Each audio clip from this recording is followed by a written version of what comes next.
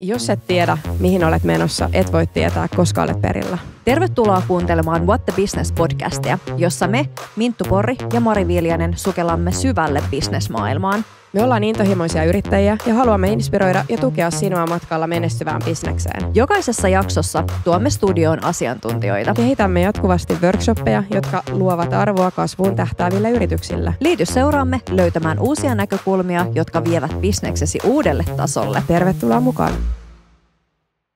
Hello ja tervetuloa kuuntelemaan What the Business-podcastia. Mun nimi on Minttu Porri. Ja mä oon Mari Viljanen ja tänään me käsitellään tosi tärkeitä aiheita vastuullisuus palveluliiketoiminnassa. Meillä on ilo saada tänne studioon Tiia-Maria, joka kertoo siis vastuullisuudesta palveluliiketoiminnassa. Tervetuloa meidän podcastiin. Kiitos, tosi kiva olla täällä. Tiia-Maria, kerro vähän itsestäsi ja miten sä innostuit tästä vastuullisuusaiheesta? Vastuullisuus on oikeastaan aina ollut jollain tavalla osa mun elämää, eri tavalla harrastuksissa ja muissa. Ja sitten pikkuhiljaa se on vaan vahvistunut. Ja sitten mä aloin ymmärtämään, että miten sen pystyy ottaa osaksi työelämää ja käyttää sitä nimenomaan vahvuutena myös siellä.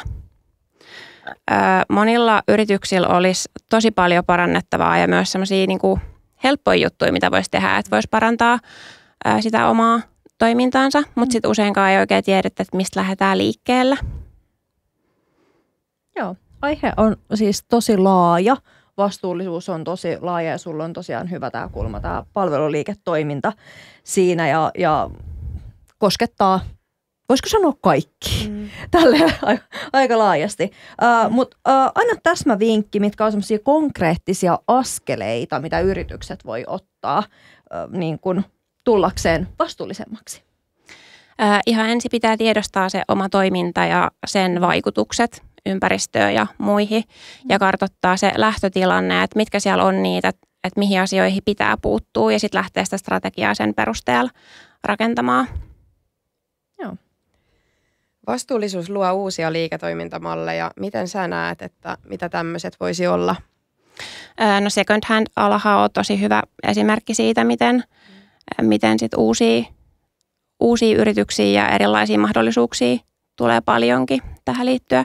Ja osa myös esimerkiksi voi toimia kokonaankin vaikka verkossa ja siitä jää silloin aika paljon välikäsiä pois. Joo, No niinpä. mä itse ainakin käytän second handia. Mari, oot sä kova second hand liikkeiden käyttäjä? Olen todellakin, että vaikka olisi ollut niin sanotusti varaakin ostaa jotain muuta, niin mä valitsen sen kirpparin tosi usein. Ja sitten kaikkia muita uusia on innolla katsonut lentokentälläkin toi second hand, tosi brändätty, upea toimintamalli.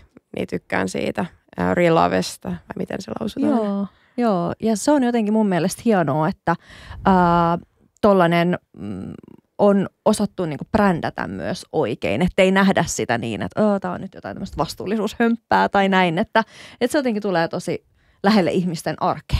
Mulla on ainakin tämmöinen fiilis. Joo, ja siitä on tullut oikeastaan jo vähän trendi, että ei ole enää välttämättä kaikkea kuuleen se, kenellä on uusin paita ja joka viikonloppu uusi biletoppi, vaan se voi olla enemmän kuuli, että sulla onkin joku vähän retrompi paita tai vanhempi rakkaudella pidetty ja huolettu villapaita vaikka.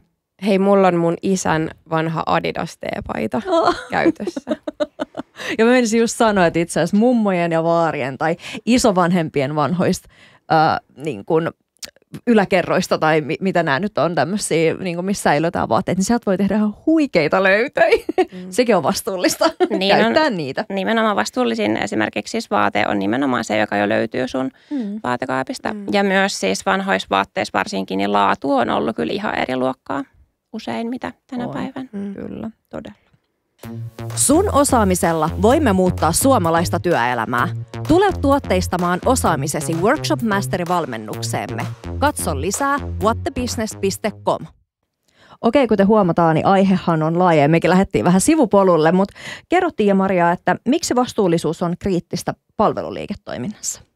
Se ei ole kriittistä pelkästään palveluliiketoiminnassa, vaan ihan kaikessa liiketoiminnassa. Ja vastuullisuus ja vastuullinen tapa toimia ei ole enää valinta, vaan se on jo odotus. Pelkästään sen lisäksi, että on EU-direktiivit ja muut sääntelyt, jotka jo osaa yrityksistä koskee, mutta sen lisäksi asiakkaat myös odottaa jo niiltä yrityksiltä ja toimijoilta koko ajan enemmän. Kyllä, ja niin ehkä pitääkin. Niin, onko sinulla jotain konkreettisia esimerkkejä, miten asiakkaat reagoi vastuullisuuspyrkimyksiin palvelualalla? Se vaikuttaa esimerkiksi asiakasuskollisuuteen ihan selvästi. Ja asiakkaat ei ole tyhmiä, asiakkaat ei saisi aliarvioida myöskään. Lisäksi se vaikuttaa työnantajamielikuvin.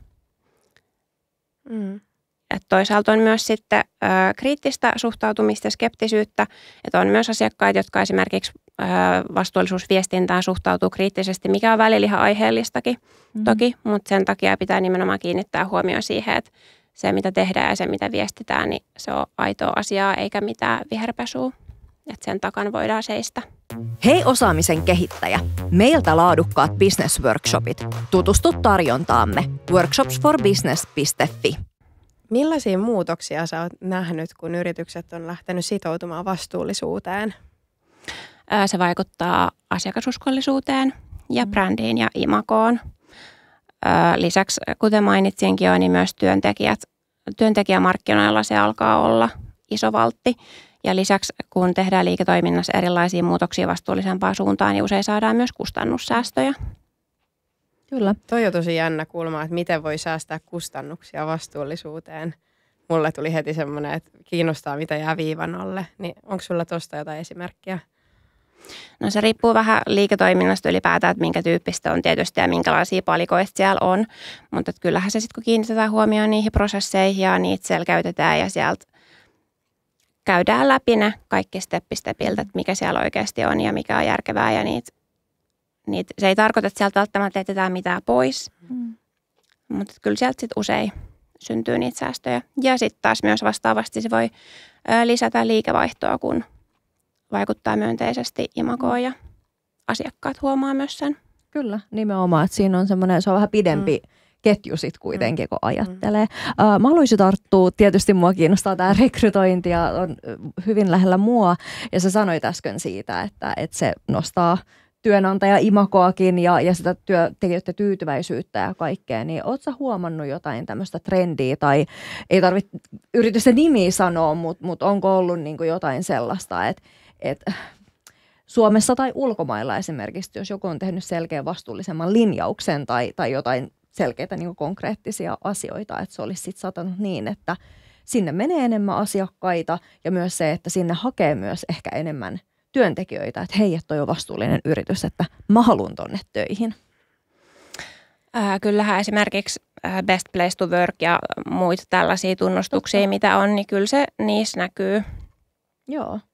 Niitähän jaetaan Suomessakin aika moneen yritykseen. Siinä on jo kriteeristökö? Joo, siinä on aika laajakin semmoinen patteristo, mitä käydään läpi ja mitkä niihin vaikuttaa. Ja tietysti monia muitakin tämmöisiä tunnustuksia ja muita. Mutta kyllä varsinkin siis nuorempi sukupolvi niin on kyllä erittäin tietoisia asioista. Ja sitten kun ne asiat on itsellä tärkeitä, niin ei halua mennä myöskään sellaiselle työnantajalle, kenelle ei ne arvot sitten kohtaa. Kyllä.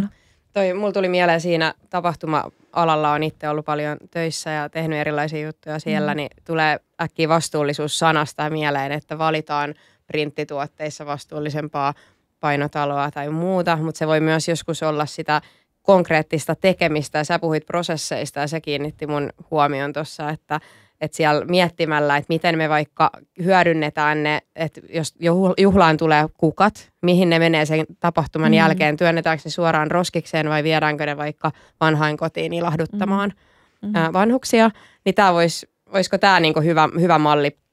Viittasitko tämmöisiin prosesseihin? Joo, toi on yksi tosi hyvä esimerkki ja nimenomaan se pitää olla se vastuullisuus leikata läpi koko sen liiketoiminnan, että se ei voi olla mikään päälle liimattu tarra, eikä se voi olla silleen, että se koskee vaan tätä tai tätä osaa tai tätä tiimiä tai tätä osastoa, vaan se pitää olla oikeasti kaikkea asiaa. Ja just niin kuin jossain tapahtumajärjestelyssäkin, niin kukkaset, niin ihana ajatus just vaikka viedä niitä johonkin vanhainkotiin tai johonkin tuolla, että ei missään nimessä roskikseen, vaan sitten vielä ilahduttamaan muita.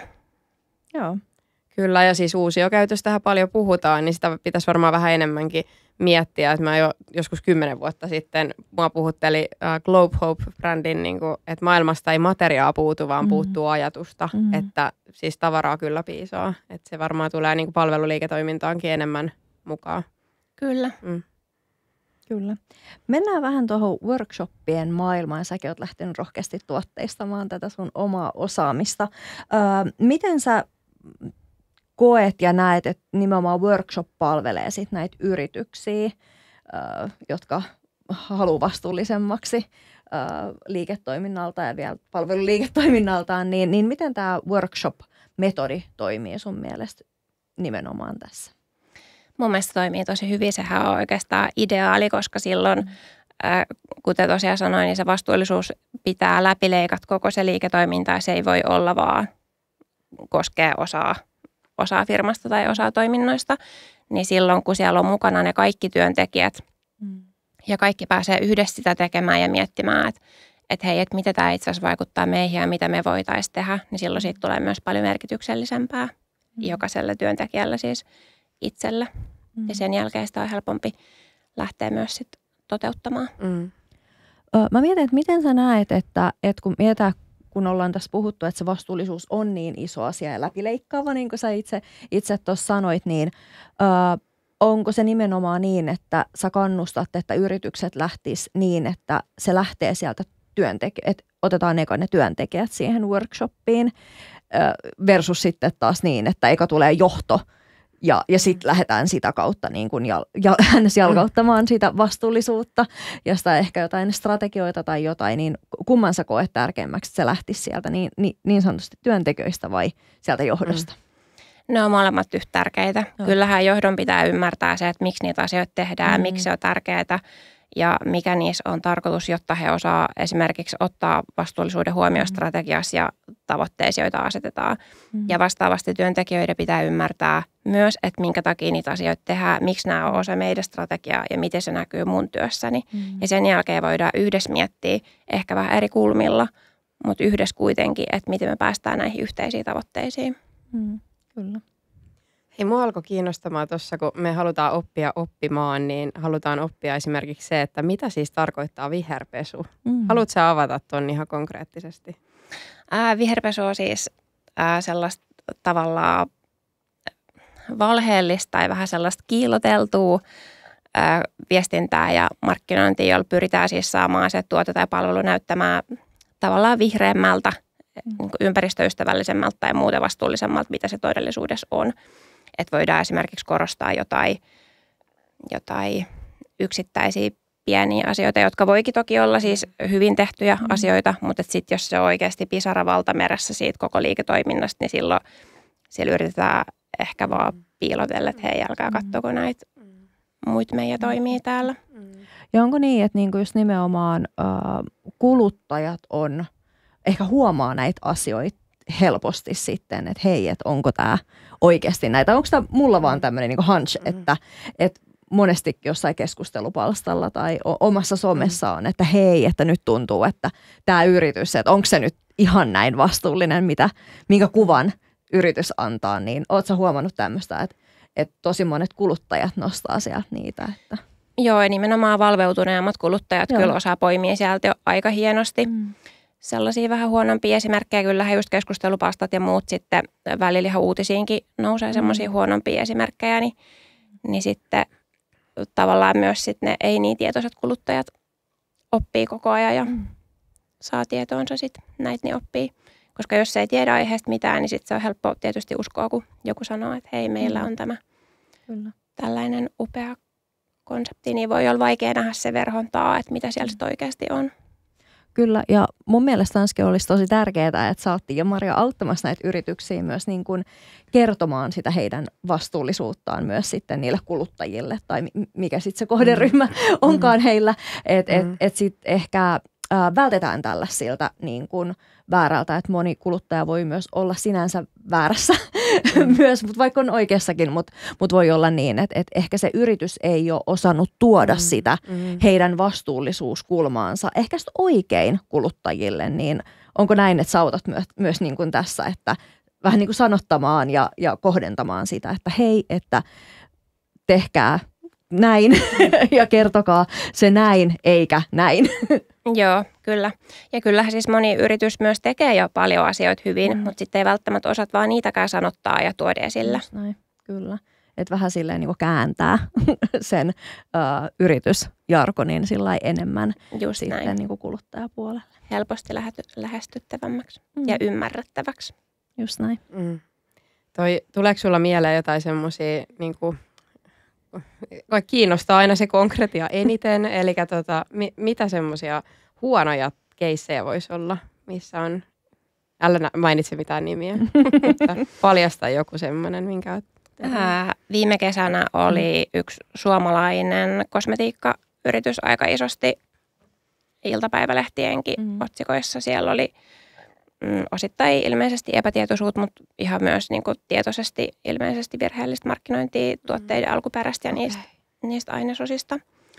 Ja sitten sellaisia esimerkiksi, että jos talviurheilulajeja sponsoroi näkyvimmin fossiiliset polttoaineet, niin se on vähän kans ristiriitainen viesti. Kyllä. Vähän harhaanjohtavaa ehkä tai sillä, että tuntuu vähän hassulta. Vähän semmoista ehkä sit sädekehäkiillotusta, että vaikka voi olla tietysti, että ne fossiiliset polttoaineyhtiötkin tekee varmasti jotakin oikein ja jotakin hyvin, mutta ehkä siinä joku tuntuu silleen, että olisi vähän pielessä. Kyllä, just näin. Tämä on kyllä tosi mielenkiintoinen aihe ja tähän haluaisi kyllä uppoutua pidemmäksi aikaa.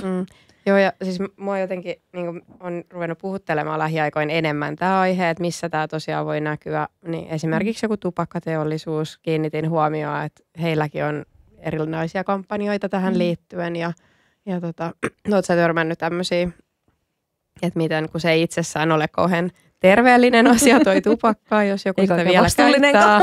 Niin, mutta hekin, niinku, mä en nyt muista ihan tarkalleen, mikä se oli se kampanja siinä kärkeenä. Mulle jäi se mielikuva, että he kampanjoi jopa sitä vastaan, että miten saisi niinku tupakan pois. Mikä tuntui niinku äkkiseltään hullulta, mutta ehkä se on sitten kuitenkin se oikea tapa. Joo, toi ei ole, mulle ei nyt just tule mieleen tuota keissiä, mutta kyllähän esimerkiksi siis nikotiinipussit ja muut, niin että niihin nykyään on vaikka mitä kaiken maailman karkki, humppa, hömppä, makuja, että niistäkin saataisiin houkuttelevampia, niin on sekin mun henkilökohtaisesti mielipide on se, että vähän kyseenalaista, että täytyykö niitä sitten maistua hyvältä ja olla houkuttelevampia. Vielä ennen kuin lopetetaan, niin mä haluan vielä ehkä kysyä sulta tai haastaa sua, että miten sä neuvoisit yrityksiä, jotka haluaa niin kuin nimenomaan korostaa tätä vastuullisuutta niin kuin siinä, mitä he oikeasti tekee, tai myös esimerkiksi nämä sun mainitsemat pari tai suomalainen yhtiö, joka koki nyt vähän tämmöiseen negatiivisen, niin mitä tällaisilla yrityksillä ehkä sillä, että mitä on tehtävissä, tai sitten ennen kuin joutuu ketään tämmöiseen kohuun, niin mitä kannattaisi tehdä. Eli ehkä vielä vähän tätä niin kuin viestinnällisesti, niin onko sulla jotain hyviä tipsejä, että miten tätä kannattaa tuoda yritysten esiin? No kyllä se rehellisyys maan perin, että kyllä täytyy oikeasti, että se mitä ulos pääsee, niin täytyy pystyä oikeasti seisomaan niiden asioiden takana, että niitä ei voi kaunistella. Kyllä. Et se on ehkä se tärkein. Ja sitten miettii, että mikä sieltä on oikeasti niin kuin nostamisen ja korostamisen arvosta. Ja jos ei siellä ole riittävästi niitä, niin sitten pitää tehdä jotain, että niitä saadaan, mistä voidaan viestiä niitä positiivisia onnistumisia. Ja sitten soitetaan Tiia-Marianne. Aletaan workshoppaamaan. Joo, siis nyt vähän sinne workshoppiin vielä palaan siinä mielessä, että kuka olisi sun unelma-asiakas, ketä firmoja sä haluaisit lähteä valmentamaan? Oi, paha, mä en olekaan miettinyt. En mä oikein tiedä. No ehkä kuitenkin joku suomalainen koruteollisuus ja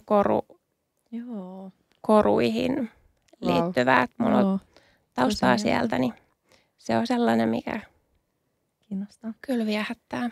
Joo. Ja useinhan me ollaan parhaita asiantuntijoita siellä, mitä me ollaan tehty. Että ollaan Sieltä, jotain kyllä. opittu siitä kuitenkin, siitä matkasta. Ja sitten mä itse ajattelen, että pitää rohkeasti mennä kohti omia unelmia myös sanottamalla ja ajattelemalla niitä asioita, niin tämä on yksi sellainen tärkeä asia, että jos me lähdetään workshoppeja myymään vastuullisuudesta, niin toki me mietitään jo valmiiksi, että mitkä firmat siellä ensimmäisenä on soittolistassa, niin tämän takia kysyin. Kyllä.